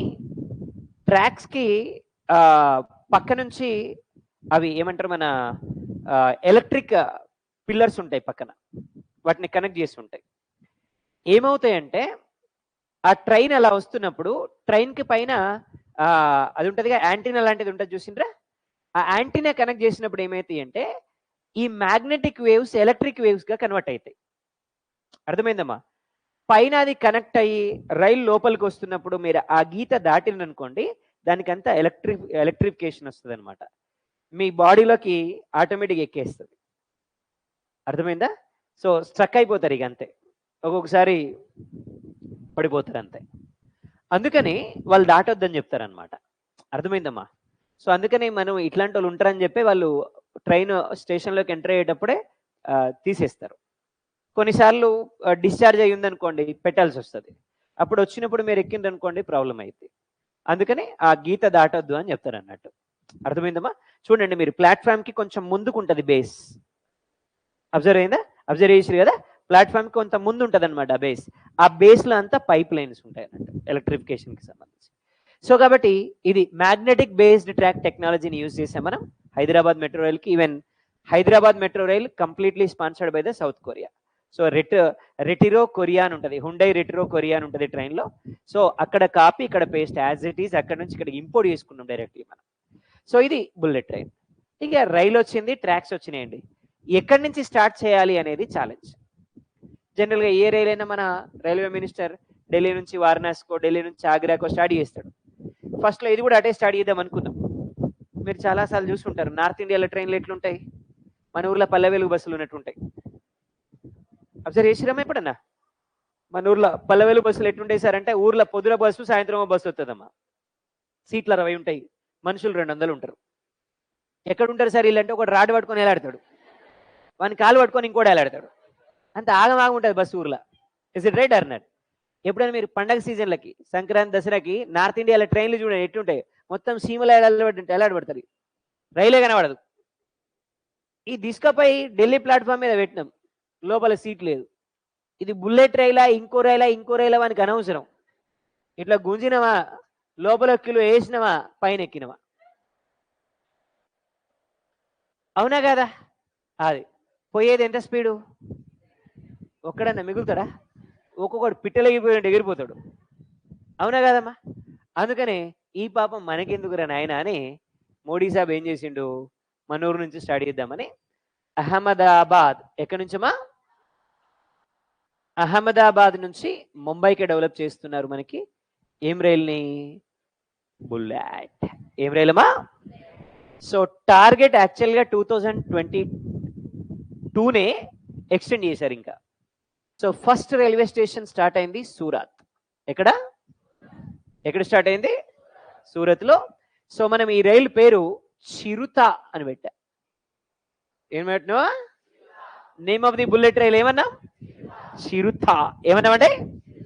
అందుకని ఎవడంత ఈజీగా దగ్గరికి రానియరు మనల్ని. అసలు రైలు స్టార్ట్ చేసినోడు పెట్టుకోలే, మనకి ఇచ్చినోడు కూడా పెట్టుకోలే. కానీ ఆళ్ళే సోలేదు కొడుకు పేరు సోమలింగం అని సామెత ఉంటుంది మనకు. రైలు రాలే, పట్టాలు రాలే, ఎట్టుంటుందో తెలియదు మనకి, దాని ముక్కు తెలియదు, మొహం తెలియదు మనకి. అవునా కాదమ్మా? పేరు ఏదో పెట్టినాం, ఏమని? చిరుత. ఇట్లుంటది మనతోటి మరి. అర్థమైందా? ఇప్పుడు ఎవడన్నా చూస్తే నిజంగా ఏమనుకుంటారు? జపాన్కే మనం ఇచ్చిన రైలు అనుకుంటారు. Is it right or not? అవునా కాదమ్మా? ఎట్లుంటది? ఒక మాట చెప్తుండ్రు ఇక. ఓసారి వాడు గుండు పెన్ను కనుక్కుండమ్మా, గుండు పెన్ను తెలుసు కదా, గుండు సూది బట్టలు కుట్టేది, అది కనుక్కుండు. కనుక్కొని ప్రపంచం మొత్తానికి పంపించిండు. ఇట్లా కనుక్కున్నారా భయ్, ఇనుముతోటి ఇంత సన్నది కనుక్కోవడం నేనే ఫస్ట్, ఇక చూడని పంపించిండు. ఇక అది ప్రపంచ దేశాలు దేశాలు దేశాలు దేశాలు తిరుగుకుండా మన కాడికి వచ్చింది. ఇక మన కాడ కూడా ఆగమాగం ఉంటాడు మనుషులంతా. ఓడు బియ్యం గింజల మీద పేరు రాస్తాడు, ఓడు పెన్సిల్ ముందలు ఉంటే దీని మీద చార్మినార్ వేస్తాడు, తాజ్మహల్ వేస్తాడు. ఇజ్ ఇట్ రైట్ అన్నాడు. ఈడేం చేసిండు, మన కాడికి వచ్చినాక దాని మీద ఇండియా అని రాసిండు, ఆ గుండుసూని మీద ఇండియా అని రాసిండు కనబడకుండా. ఇక ప్రపంచ దేశాలన్నీ తిరిగి పేటెంట్ రైట్స్ కోసం పంపించింది ఆ దేశం. ఇక పేటెంట్ రైట్స్ ఇచ్చేటోళ్ళు ఏం చేస్తారు, మొత్తం దాన్ని డీపీ అబ్జర్వ్ చేస్తారు. చేసినాక దాని మీద ఇండియా అని ఉంది. కనిపెట్టిన పిలిచి, నువ్వేట కనిపెట్టినావు రాబాయ్, ఇండియా అని ఉంది, ఇండియాలో కనిపెట్టిన అంటాడు. అర్థమైందమ్మా? నేనే కనిపెట్టిన అంటే, ఇక్కడ పేరు చూడు ఎవరిది ఉంది, ఎవరు కనిపెట్టినట్టు, ఇండియాలో కనిపెట్టినట్టు. ఇయ్యలే వాళ్ళకి. అప్పటి నుంచి ప్రపంచంలో ఎవరైనా కొత్తది కనుక్కుంటే ఫస్ట్ పేటెంట్ రైట్స్ తీసుకున్నాక ప్రపంచ దేశాలకు పంపిస్తారు. మీకు అర్థమైంది కదా? ఇక లేకపోతే మళ్ళా రైట్స్ మనకే వస్తాయి. ఇస్ ఇట్ రైట్ అన్నాడు ఆకు గట్ల అన్నట్టు. అందుకనే ఏం లేదు, పేరు ఏదో పెట్టినాం మనం, ఏమని, చిరుత. అర్థమైందమ్మా? కాబట్టి what is the name of the bullet train? Chiruta. ఏమన్నామంటే Chiruta is the name of bullet train. Right, చలో. సో ఇది ఓవరాల్ గా మనకి fastest train we are going to introduce in India. Name of the bullet train is Chiruta. ఏమన్నా? ఇకపోతే ఇంకా కొన్ని special trains ఉన్నాయమా. టు డెవలప్ టూరిజం, ఏం డెవలప్ చేయడానికి? టూరిజం ని డెవలప్ చేయడానికి ఇండియాలో ఏం స్టార్ట్ చేశాం అంటే భారత్ తీర్థ అనేటువంటి రైలు స్టార్ట్ అయిందమ్మా. So what is the name of the rail? ఎక్కడ స్టార్ట్ చేశాం? To develop tourism in India, ఇండియాలో టూరిజాన్ని డెవలప్ చేయడానికి. అలాగే to develop tourism in Rajasthan, palace on wheels started. ఏం స్టార్ట్ అయిందమ్మా? Palace on wheels. ఏం స్టార్ట్ అయిందన్నా? ప్యాలెస్ ఆన్ వీల్స్ స్టార్ట్ అయింది. ఎక్కడ డెవలప్ చేయడానికి? రాజస్థాన్ లో టూరిజాన్ని డెవలప్ చేయడానికి స్టార్ట్ చేసినటువంటి రైలు ఏం రైలు అన్నా? Palace on wheels. గట్టిగా. ఎక్కడ? రాజస్థాన్. ఇండియాలో అయితే భారత్. రైట్. అలాగే ఇంకా కొన్ని ట్రైన్స్ ఉన్నాయి ఇండియాలో. ఇంటర్నేషనల్ ఉమెన్స్ డేని బేస్ చేసుకుని మాతృభూమి ఎక్స్ప్రెస్ అనే ఒక రైలు స్టార్ట్ చేశారు. ఏం ఎక్స్ప్రెస్ అమ్మా? మాతృభూమి ఎక్స్ప్రెస్. ఏం ఎక్స్ప్రెస్ అన్నా? మాతృభూమి ఎక్స్ప్రెస్. ఏం ఎక్స్ప్రెస్? Only for women. ఏం ట్రైన్ అన్నా? మాతృభూమి. ఏం రైలమ్మా? Only for women, not for men. మగోళ్ళకే లేదు, ఓన్లీ లేడీస్ కోసం. సార్ మనోళ్ళు అంటారు, మరి నడిపేటోళ్ళు కూడా వాళ్ళే ఉంటారా సార్? అవునా మన అంటారు కదా మీరంతా, నడిపేటోళ్ళు కూడా వాళ్ళే, జీవితమే నడిపిస్తున్నారు వాళ్ళు, ట్రైన్ ఒక లెక్కన. Yes sir no? Is it right or not? There is no women, there is no universe. ఎవరు సపోర్ట్ చేయట్లేరమ్మా నాకు. మీ గురించి ఇంత గొప్ప చెప్తున్నా నేను, మీరు ఎంతట్లా కాముగా ఉంటే ఎట్లా? Yes sir no? సో మరి ఉమెన్స్ ఇంటర్నేషనల్ ఉమెన్స్ డేని బేస్ చేసుకొని మాతృభూమి. మరి ఇండియాలో first women loco pilot, first women loco pilot in India Surekha Yadav. ఏం పేరమ్మా? She's from Uttar Pradesh state. ఈమె ఫస్ట్ ఉమెన్ లోకో పైలట్. ఈమెకే first women loco pilot for bullet train గా కూడా ప్రమోషన్ ఇచ్చారు. రేపు బుల్లెట్ రైలు ఇండియాకి వస్తే 300 km/h నడిపించే రైలు ఫస్ట్ ఈమె నడిపిస్తుంది. ఎవరామె? Surekha Yadav. Right. First women loco pilot ఎవరామె? మన సౌత్ సెంట్రల్ రైల్వేలో అయితే first women loco pilot Satyavathi. ఏం పేరుమా? మన హైదరాబాద్ మెట్రో రైలు నడిపించినటువంటి ఫస్ట్ ఉమెన్ సుప్రియ. చూడండి, all are women starts with S. మామూలు కాదు వీళ్ళు. అయితే దేశాన్ని ఆగం చేస్తారు, లేకపోతే దేశాన్ని యాడుకో తీసుకుపోతారు. అట్లా women starts with SR very powerful అన్నట్టు. మళ్ళీ మీరు ఎవరైనా ఉంటే తప్పుగా అనుకోవద్దమ్మా. నేనేమని చెప్పిన 2 మాటలు చెప్పిన. అయితేనేమో ఎక్కడికో తీసుకుపోతారు దేశాన్ని, లేకపోతే ఆగం చేస్తారు. 2 చేసే సామర్థ్యం వీళ్ళకు ఉంటుంది అన్నట్టు. Women starts with SR very powerful. ఎవరి మాట వినరు వీళ్ళు, వాళ్ళ మాట ఎవరైనా వినాలి. ఒకవేళ ఎప్పుడైనా చెప్పినా కూడా ఇన్నట్టు నటిస్తారు, అంతే కానీ వినరు. అంతేనమ్మా, ఇక మీకు తెలుసు. రైట్. సో మాతృభూమి ఎక్స్ప్రెస్ ఏమన్నా గట్టిగా, మాతృభూమి ఎక్స్ప్రెస్. సో మరి ఇంకా ఇండియాలో on the occasion of 150th birthday of Swami Vivekananda, Vivek express start. ఏం ఎక్స్ప్రెస్ అమ్మా? ఏం ఎక్స్ప్రెస్? ఇది లాంగెస్ట్ డిస్టెన్స్ ట్రావెల్ చేసే ట్రైన్ అమ్మా ఇండియాలో. ఇండియాలోనే లాంగెస్ట్ డిస్టెన్స్ ట్రావెల్ చేసే ట్రైన్ అసోంలోని దిబ్రూగర్ నుంచి, ఎక్కడి నుంచి? దిబ్రూగర్ నుంచి తమిళనాడులోని కన్యాకుమారి వరకు ట్రావెల్ చేస్తారు. అసోం దిబ్రూగర్ టు, గట్టిగా అసోం దిబ్రూగర్ టు తమిళనాడు కన్యాకుమారి వరకు ట్రావెల్ చేస్తుంది. ఏం ట్రైన్ మా? వివేక్ ఎక్స్ప్రెస్. ఏం ఎక్స్ప్రెస్ అన్నా? వివేక్ ఎక్స్ప్రెస్. అలాగే ఇండియాలో ఇంకా రవీంద్రనాథ్ ఠాగూర్ యొక్క 150th బర్త్డేని బేస్ చేసుకొని, ఎవరిదిమా? రవీంద్రనాథ్ ఠాగూర్ యొక్క 150th బర్త్డేని బేస్ చేసుకొని సంస్కృతి ఎక్స్ప్రెస్. ఏం ఎక్స్ప్రెస్ అన్నా? ఏం ఎక్స్ప్రెస్ అన్నా? సంస్కృతి ఎక్స్ప్రెస్. ఇది సపరేట్ ట్రైన్ ఏం కాదు. రవీంద్రనాథ్ ఠాగూర్ యొక్క హిస్టారికల్ బ్యాక్గ్రౌండ్ అంతా కూడా, ఆయన పుట్టినప్పటి నుంచి పోయేంత వరకు ఏమేం చేశారు అనేవి రైల్లో ఫోటోలు పెడతారు అనమాట. ఆయన రేర్ ఫొటోస్ ఉంటాయి కదా, అవన్నీ పెట్టి తీసుకొచ్చి మన సికింద్రాబాద్ రైల్వే స్టేషన్ లేకపోతే స్కూల్ పిల్లలందరూ తీసుకెళ్ళి చూపిస్తారు. చిన్నప్పుడు మీరు కూడా చూసింటారు కదా ఇట్లాంటివి. అగో అట్లాంటి ట్రైన్ అనమాట. రవీంద్రనాథ్ ఠాగూర్ గారు ఏదో ఒకటి చూసుకుంటారు కదా. రైట్. సో అట్లాంటి ట్రైన్ అనమాట మనకి. ఏం ట్రైన్ అన్నా? సంస్కృతి ఎక్స్ప్రెస్. ఏమన్నా? టు డెవలప్ హాస్పిటాలిటీ, హాస్పిటల్స్ ని రైల్లో డెవలప్ చేయడం కోసం ధన్వంతరి ఎక్స్ప్రెస్ అనే రైలు స్టార్ట్ చేశారమ్మా. ఏం ఎక్స్ప్రెస్? ఏం సార్ అంటే, మొన్న కోవిడ్ వచ్చినప్పుడు రైల్లోనే బోగీలు డెవలప్ చేశారు కదా, మీకు గుర్తుందో లేదో.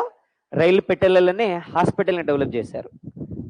ఒక బోగి మొత్తాన్ని హాస్పిటల్గా ట్రీట్మెంట్ ఇచ్చారు. ఇప్పుడు మనకి సీట్లు ఉంటాయి కదా, ఎదురుగా కంపార్ట్మెంట్స్ చేసి ఒక సీట్ మొత్తానికి, ఒక బోగి మొత్తానికి, ఒక రీజన్ మొత్తానికి 2 పేషెంట్లు అంతే.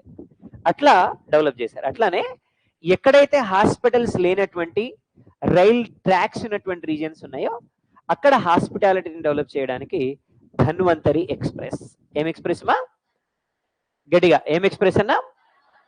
ఇవి ఇండియాలో స్టార్ట్ అయినటువంటి స్పెషల్ ట్రైన్స్ అమ్మా. సో ఫస్ట్ వన్, ఇండియాలో టూరిజాన్ని డెవలప్ చేయడానికి స్టార్ట్ చేసినటువంటి రైలు ఏమన్నా? భారత్ తీర్థ. ఏం రైలు అన్నా? రాజస్థాన్ లో టూరిజం అయితే ఓన్లీ ఫర్ ఉమెన్ అయితే, సో సంస్కృతి ఎక్స్ప్రెస్ ఏంటి? రవీంద్రనాథ్ ఠాగూర్ 150th బర్త్డేని బేస్ చేసుకొని స్టార్ట్ చేసినటువంటి రైలు మనకి ఏం రైలు అన్నాం? సంస్కృతి ఎక్స్ప్రెస్. ఏమన్నా? So first women loco pilot ఎవరమ్మా ఇండియాలో? Surekha Yadav. She's from which state? Uttar Pradesh state. Right. మరి సౌత్ సెంట్రల్ రైల్వేలో అయితే ఫస్ట్ ఉమెన్ లోకో పైలట్ మన హైదరాబాద్ మెట్రో రైలు నడిపించినటువంటి first women Supriya. Right. Yes, వీళ్ళు పవర్ఫుల్ ఉమెన్స్. మరి ఇండియాలో ఫస్ట్ రైల్ ఎప్పుడు స్టార్ట్ అయింది? 1850. నేనేం చెప్పిన? ఫస్ట్ గూడ్స్ అంటేనే ఆన్సర్ 51, లేదంటే answer 53 is the answer. First goods rail in India started in, then first rail in India started in, ఎక్కడి నుంచి ఎక్కడి వరకు? ఎవరు స్టార్ట్ చేశారు? Dull house. ఎవరు స్టార్ట్ చేశారమ్మా? రైట్. ఓకేనా? చలో రిమైనింగ్ రేపటి క్లాస్లో చూద్దాం. Thank you.